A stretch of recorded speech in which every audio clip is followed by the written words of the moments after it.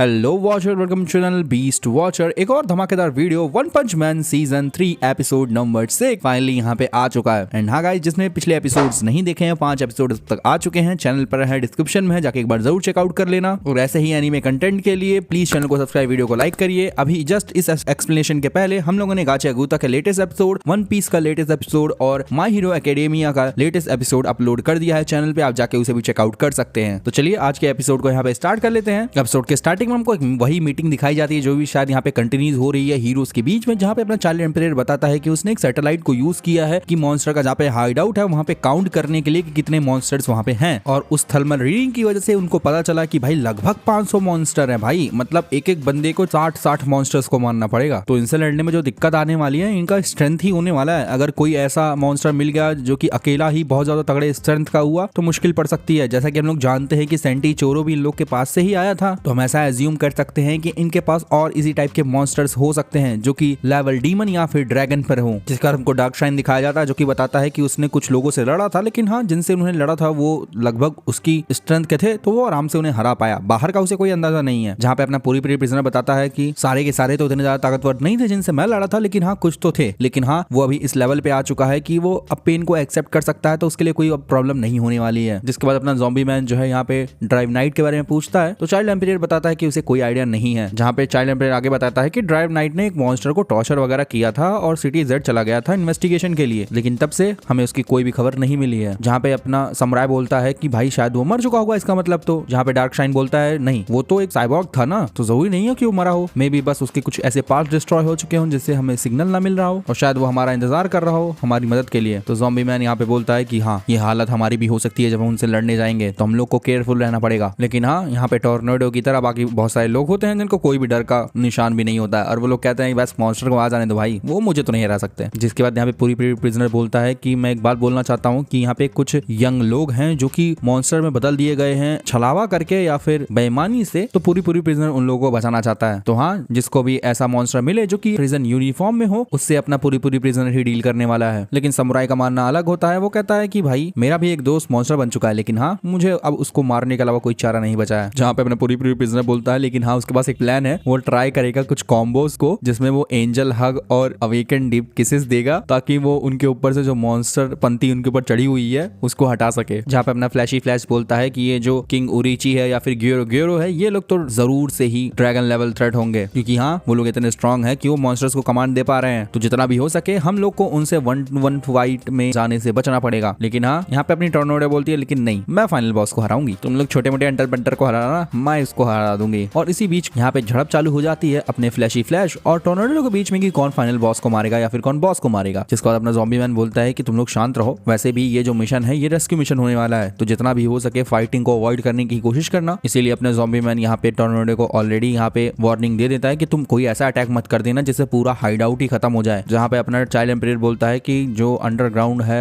Monsters का वो बहुत ज्यादा बड़ा है, फैला हुआ है, तो वो अभी एग्जैक्टली करंट लोकेशन तो पिन पॉइंट नहीं कर पाया है उनके बॉस की। तो हाँ तुम्हारे सामने कोई भी आ सकता है, चाहे बॉस हो चाहे छोटे मोटे मॉन्स्टर्स हो, तुम्हें उनसे लड़ना ही पड़ेगा। जिसके बाद अपना फ्लैशी फ्लैश इसी बीच फिर से ताने मारने लग जाता है टॉर्नेडो को, लेकिन चाइल्ड एम्परर कहता है भाई रुक जा यार बस कर। देन इसके बाद अपना मास्क आता है जो कि कहता है अरे मैं टीम में हूँ ना, तुम लोग यहाँ पे सीक्रेट मीटिंग क्यों कर रहे हो भाई। जहाँ पे चाइल्ड एम्परर बोलता है कि भाई हम लोग तुझे इंक्लूड नहीं करना चाहते थे, हम लोग ये पहले एस क्लास हीरोज के साथ डिस्कस करना चाहते थे। लेकिन यहाँ पे मास्क बोलता है कि अरे ऐसे क्यों, और भी तो मेंबर्स हैं तुम्हारी टीम में। जहाँ पे चाइल्ड एम्परर यही सोचता है कि भाई जो एस क्लास के अलावा लोग हैं उन लोग को सिर्फ बैकअप के लिए रखा जा रहा है, और इसीलिए ये सब बातें जो है इन सभी चीजों को और इन लोगों को लास्ट में बताने वाला था अपना चाइल्ड एम्परर। तो अभी पता नहीं कैसे वो समझाएगा अपने मास्क को बिना उसे हर्ट किए। जहाँ पे टॉर्नेडो बोलती है कि क्योंकि हम तुझसे नफरत करते हैं। जहाँ पे अपना चाइल्ड एम्परर उसको चुप कराता है, कहता है ज्यादा मत बोल। यहाँ पे चाइल्ड एम्परर बताता है कि हाँ ऐसा ही होने वाला है, लेकिन तुम सुन लो पहले मास्क, यहाँ पे ना 2 टीमें बनने वाली है, 2 टीमों में स्प्लिट होने वाले, एक जो है अंडरग्राउंड जाएगा, एक जो है ग्राउंड पर ही रहेगा बैकअप के लिए। और इसीलिए हम तुम्हारा जो है कमांड और एबिलिटी यूज करना चाहते हैं तुम, ताकि ग्राउंड के लोगों को बैकअप टीम को गाइड कर सको। जहाँ पे समुराई भी आगे बोलता है कि हाँ हम लोग जो है ग्राउंड में जाने वाले हैं, लेकिन वहां से कोई बच के ऊपर आता है तो तुम्हारा काम है उससे निपटना। दूसरी साइड अपना पिग गॉड जो होता है वो खाने में ठूसने में बचा होता है, डार्क शाइन उसे समझा ही रहा होता है। लेकिन हाँ आगे अपना मास्क बोलता है कि वो ट्रस्ट नहीं करता है कि तुम लोग क्या करने वाले हो, इसीलिए वो भी उनके साथ चलेगा। लेकिन अपनी जो टॉर्नेडो होती है उसे फिर से फटकार लगा रही होती है कि अंदर जाना खतरे से खाली नहीं होगा, और तू छोटा मोटा चूजा है, तू वहां जाके क्या करेगा। जहाँ पे अपने टॉर्नेडो को इग्नोर करते हुए अपना जो मास्क होता है वो बोलता है कि चाइल्ड एम्परर अगर तुम मुझे यूज करना चाहते हो, मेरे लीडरशिप को यूज करना चाहते हो, तो ये जो एस क्लास के हीरोज है ना ये मेरे अंडर होने चाहिए। इसको लेकर अपना ज़ॉम्बी मैन तो थोड़ा गुस्सा हो जाता है भाई, जहाँ पे वो समझ जाता है कि ये बंदा सिर्फ क्रेडिट लेना चाहता है, तो वो कहता है कि भाई जो मैं करूंगा तो उसका क्रेडिट ले लियो, लेकिन हाँ चाइल्ड एम्पायर को सारे काम करने दे, ठीक है, उसे डिस्टर्ब मत कर। जहाँ पे अपना मास्क डाउट दिखा देता है ज़ॉम्बी मैन पे, ज़ॉम्बी मैन तुम ही मुझे मॉन्स्टर लगता है भाई, तू भी तो मॉन्स्टर हो सकता है, तू भी तो इमॉर्टल वगैरह है, तू एस क्लास का हीरो बन पाया है, वो भी अपने कॉम्बैट एबिलिटी के ऊपर, लेकिन हाँ तेरी ट्रू आइडेंटिटी जो है अभी भी क्वेश्चनेबल है, तो हम तुझे अपनी साइड पे ट्रस्ट कैसे करें बे। जिस बार डार्क साइड समझाता है कि भाई तुम लोग लड़ क्यों रहे, हीरोज लड़ने नहीं आए हैं यहाँ पर। इन सब चीजों को लेकर अपनी टोर्नाडो बड़ी गुस्सा हो रही होती है कि सब लोग उसको इग्नोर कर रहे हैं, कोई सुन नहीं रहा है, तो जाओ लोरी गाओ, गाना सुनो। लेकिन हाँ इधर अपना मास्क जो होता है वो इन लोग को मतलब यही बोल रहा है कि तुम लोग को इग्नोरेंस भरा पड़ा है, तुम लोग बहुत घमंडी हो, तुम लोग एस क्लास के क्या लोग सोचते हो, तुम लोग सबसे ऊपर हो, वैसे भी तुम लोग यहाँ पे ज्यादा कुछ काम के हो भी नहीं एसोसिएशन के अंदर, मुझे लगता है तुम लोग अपना बेस्ट दे पाओगे। लेकिन हाँ दूसरी तरफ भी टोर्नाडो जो होती है उस पर चिल्लाए ही जा रही होती है कि तू तो हैंडसम अपने आप को कहता है, लगता तो कुछ भी नहीं है। जहाँ पे अपना डार्क शाइन बोलता है टोर्नाडो को, ए टोर्नाडो शांत हो जा, अगर तूने इसको कुछ बोला ना तो मीडिया तुझको यहाँ पे फाड़ के रख देगी। लेकिन हाँ अपना मास्क जो है अभी भी वही बातें बोल रहा होता है कि तुम लोग को अगर सही से यूज करना है, अगर तुम लोग को बिना लड़े अपना काम करना है, तो तुम्हें मेरे कमांड के अंदर काम करना पड़ेगा, जो मैं बोलूँ वो उस ऑर्डर को फॉलो करो। जहाँ पे अपना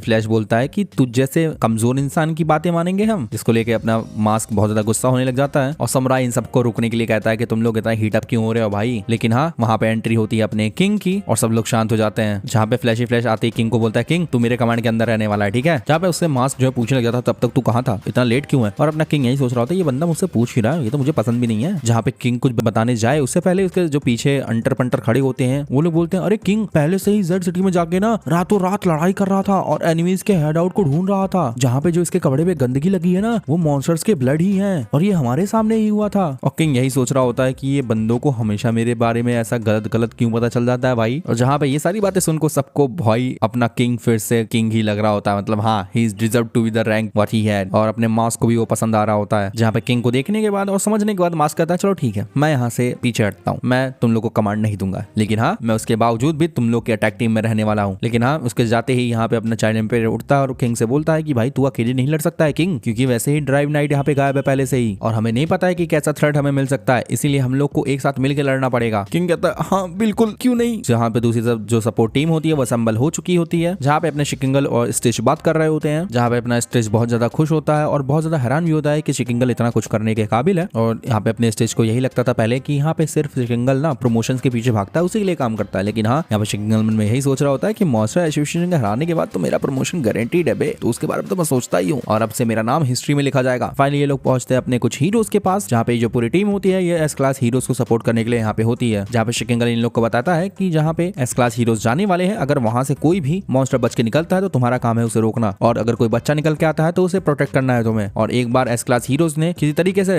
अपने हॉस्टेज को रेस्क्यू कर लिया तो उस बच्चे को तुम लोगों को हेडक्वार्टर पे एकदम सेफली लेके आना है। जहाँ पे एक बंदा बोल पड़ता है कि भाई हम लोग जो है इन लोगों से लड़ने जा रहे हैं, मॉन्स्टर से लड़ने जा रहे हैं बिना उनके बारे में कुछ जाने, तो मुझे अपने रैंक में ना बूस्ट चाहिए भाई इसके बाद। जहाँ पे शिकिंगल तो प्रॉमिस कर देता है इन सबको और शिकिंगल इस चीज को लेकर एकदम कॉन्फिडेंट होता है। लेकिन हाँ एक बंदा आता है कुछ अपने स्टेज को बताता है, जहाँ पे स्टेज मिलने आता है अपने बॉम्ब और फैंग से, जहाँ पे स्टेज को यही बातें याद आ रही होती है कि शिकिंगल ने उसे बोला है कि इन दोनों को कुछ भी ना बताया जाए और इनको यहाँ से बाहर रखा जाए। जहाँ पे अपने बॉम्ब और फैंग पूछते हैं कि तुम लोग को क्या पता चला कि ये मॉन्स्टर एसोसिएशन कहाँ है, लेकिन हाँ स्टेज कुछ बताने से मना कर देता है। लेकिन हाँ यहाँ पे स्टेज अपने फैंग से पूछता है कि तुमने गारो को जाने क्यों दिया, लेकिन हाँ यहाँ पे फैंग बोलता है कि क्या तुम्हें सच में लगता है कि मैंने उसे पर्पसली जाने दिया है। लेकिन हाँ स्टिच कहता है चलो ठीक है सॉरी मैं थोड़ा कंफ्यूज था, मैं यहाँ से निकलता हूँ, हमारे जो स्टाफ मेंबर है तुमको नए ट्रांसमीटर ला के दे देंगे, तब तक के लिए वेट करो। जहाँ पे बॉम्ब बोलता है कि उनको लगता है कि अब तुम ट्रस्ट के काबिल नहीं रहे, तुम मिशन में फेल हुए और तुमने लगता है गारो को जाने दिया। इसके बाद हम लोग को यहाँ पे ना किंग दिखाया जाता है, जहाँ पे वो एक रूम में छुपने की बातें कर रहा होता है और जिस रूम में वो छुपता है उसमें अपने फैंग और बॉम्ब होते हैं, जिसको देख के अपना किंग एकदम डर सा जाता है कि तुम लोग यहाँ पे क्या कर रहे हो। और जो अपना किंग होता है वो सारी एस क्लास हीरोज के जो मिशन होता है उसके बारे में उगलना चालू कर देता है फैंग के सामने, और ये सुनते ही अपना सिल्वर फैंग उसे सारी बातें उगलने के लिए तैयार हो जाता है। जिसके बाद हमें यहाँ पे ज़ॉम्बी मैन और चाइल्ड एम्पायर दिखाए जाते हैं जो कि किंग के आने का वेट ही कर रहे होते हैं। जहाँ पे हमें दिखाया जाता है कि अपना जो किंग है वो बॉम्ब और फैंग से बातें कर रहा है मॉन्स्टर्स के हाइड आउट के बारे में और पूरी प्लानिंग के बारे में। जहाँ पे फैंग को भरोसा नहीं हो रहा होता कि उसे जेनोस को और उसे यहाँ पे इस प्लान से बाहर क्यों रखा गया है, अब वो हमें ट्रस्ट क्यों नहीं करते हैं। और फैंग आगे पूछता भी है क्या सैतामा को पता है कि यहाँ पे जो हाइड आउट है मॉन्स्टर्स का वो उसी सिटी के अंदर है, उसी टाउन के अंदर है जहाँ सैतामा रहता है। लेकिन हाँ शायद सैतामा को ये सब चीजें पता नहीं है। जहाँ पे किंग बोलता है कि अभी जो पूरी टीम बन रही है वो जाके पूरी सिटी जेड को ही खत्म कर देगी। जिसके बाद किंग कहता है चलो ठीक है सिल्वर और बॉम्ब क्या तुम मेरे लिए काम करोगे, तुम लोग साइबोर्ग मतलब अपने जेनोस और सैतामा के साथ मिलके मेरे ही एंट्री के थ्रू सीक्रेटली हमारे पीछे आओगे हाइड आउट के अंदर। अगर वहाँ पे गारो है तो अपना सिल्वर वैंग तैयार है वहाँ वहाँ पे जाने के लिए। जिसके बाद ये लोग डिसाइड करते हैं कि वो लोग सैतामा के प्लेस पे मिलेंगे और यहाँ से अपना किंग ये बोल के चला जाता है। जहाँ पे किंग आ जाता है और सब लोग को यही लग रहा होता है किंग जो है कहीं तो कुछ फोकस करने गया था, कुछ तो करने गया था जिसकी वजह से हमें फायदा होगा, लेकिन घंटा किंग कुछ कर रहा है। एंड फाइनली पूरी ये टीम होती है, तैयार होती है मॉन्स्टर्स के हाइड आउट पे जाने के लिए। तरह से सीन कट करके हम लोग को दिखाया जाती है हेलिश विजार्ड, जहाँ पे उसको असल टीम ज्वाइन करने के लिए बोला गया होता है और आखिरी मिनट में ही उन लोगों ने मुझे वहां से बाहर कर दिया और मुझे इससे बाहर कहने के लिए कहा गया है जरूर से जरूर ये मेरी बहन टोर्नेडो को कहीं काम होगा, वो कभी मुझे नहीं समझती है और वैसे भी मॉन्स्टर एसोसिएशन तो मेरा पर्सनल ग्रज है। उन लोग की हिम्मत कैसे हुई मेरे बहन के सामने मेरी बेइज्जती करने की। मेरी पूरी टीम खत्म हो गई, मेरा ऑपरेशन खत्म हो गया, इसीलिए मैं उन मॉन्स्टर से अपना रिवेंज लेके रहूंगी। जिसके बाद हम लोग को यहाँ पे जेनोस दिखाया जाता है जो कि डॉक्टर कुसेनो से बातचीत करके आया होता है, जहाँ पे उसने अपने पावर्स को इंक्रीज करवाया होता है पहले से भी ज्यादा, और ये अपग्रेड अपने डॉक्टर ने किया होता है जहाँ पे उन्होंने हॉर्स पावर को बूस्ट कर दिया होता है। और ये जो नए पार्ट्स लगे हैं ये बहुत ज्यादा स्ट्रॉन्ग है, बहुत ज्यादा ड्यूरेबल है, लेकिन हाँ ये बॉडी अगर ब्लास्ट कर गई तो साइबॉर्ग मतलब अपना जेनोस भी मारा जा सकता है, जो कि फुल पावर जो है वो सिर्फ 10 सेकंड्स के लिए लास्ट करने वाली है। जिसके बाद हमें यहाँ पे आमने सामने अपने जेनोस और विजार्ड दिखाए जाते हैं, दोनों ही सैतामा के घर के सामने खड़े होते हैं, जहाँ पे जेनोस कहता है तुझे क्या लगता है रे कभी भी यहाँ पे आ सकती है, लेकिन विजार्ड बोलती है अरे तू भी तो यहाँ पे हमेशा पहुंच जाता है। जहाँ पे जेनोस बोलता है अरे वो तो मेरा मास्टर है सैतामा ना,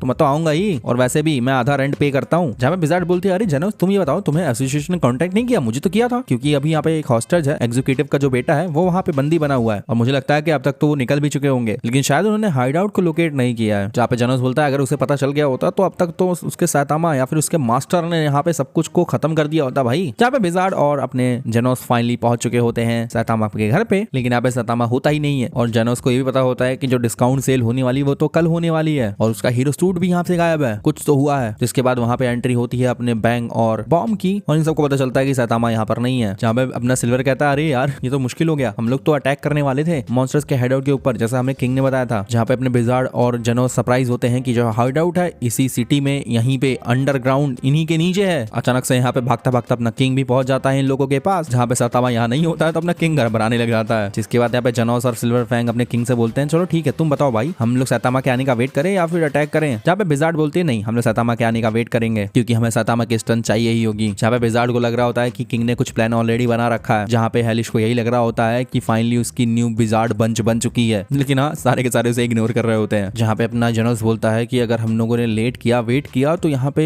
एस क्लास हीरोज के लिए थोड़ा सा दिक्कत हो सकती है, तो तुम लोग जाओ मैं यहीं पे वेट करता हूँ, जैसे ही मास्टर यहाँ पे आते हैं मैं उनके साथ फिर से रेड को ज्वाइन कर लूंगा। जिसको लेके अपना सिल्वर तो रेडी हो जाता है, लेकिन अपना किंग वो डरपोक सा डर ही चुका होता है। फाइनली यहाँ पे अपने विजार्ड, सिल्वर फैंग, बॉम्ब और किंग निकलते हैं हाइड आउट के लिए, लेकिन किंग की फटी रही होती है। फाइनली यहाँ से सीन कट होता है, हमको अपना सैतामा दिखा कि वो कहीं पर तो है, लेकिन हाँ यहीं पे एपिसोड एंड हो जाता है। तो हाँ गाइस फाइनली ये एपिसोड भी बातचीत से भरा, गंदे एनिमेशन से भरा हुआ था, बट कोई नहीं अब तो आदत सी हो गई है। आप बताना आपको एपिसोड कैसा लगा। मैं मिलता हूँ किसी नेक्स्ट वीडियो में, तब तक के लिए बी द वॉचर।